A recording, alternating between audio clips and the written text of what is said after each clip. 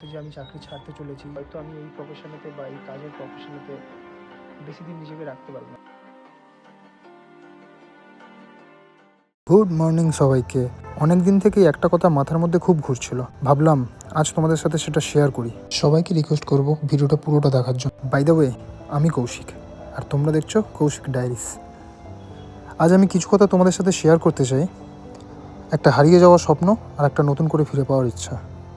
এটা কোনো স্ক্রিপ্টেড গল্প না, আর এটা আমার জীবনে একটা বড় ডিসিশন হতে পারে। আমি চাই এই সময়টায় তোমরা আমার পাশে থাকো আর আমাকে সাপোর্ট করো। তো চলো আর কথা না বাড়িয়ে স্টার্ট করা যাক। কেউ চায় না যে তার স্বপ্নকে সে ছেড়ে দিক বা তার স্বপ্ন তার কাছ থেকে হারিয়ে যায়। এরকম আমিও চাইনি যে আমার জীবন থেকে ফুটবলটা চলে যাক।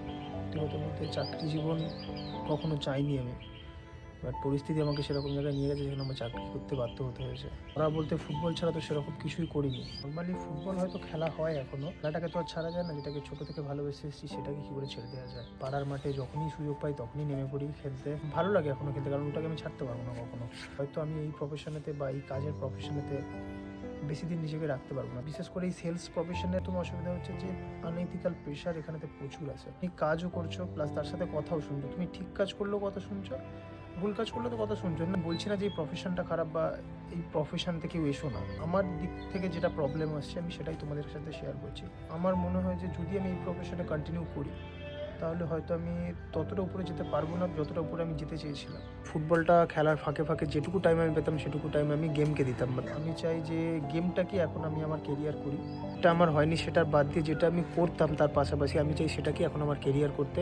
মানে গেমিংটাকে এখন আমি ইউটিউবে কেরিয়ার করতে চাই, ও তার জন্য যা কিছু করার দরকার সব কিছুই আমি তোমাদের সাথে শেয়ার করব। আজ থেকে প্রায় প্রত্যেকটা দিন আমার সাথে যা যা ঘটবে, আমি যা যা করব আমি তোমাদের সাথে শেয়ার করব। আমার এই পুরো জার্নিটা আজকের পর থেকে আমি তোমাদের সাথে শেয়ার করতে চাই। আমার প্রত্যেকটা দিন, প্রত্যেকটা আপস অ্যান্ড ডাউনস আমি তোমাদের সাথে শেয়ার করতে চাই। তো আমিও চাইবো এই সময়টা তোমরা আমার সাথে থাকো, পাশে থাকো, আর চ্যানেলটাকে সাবস্ক্রাইব করে অবশ্যই একটা লাইক।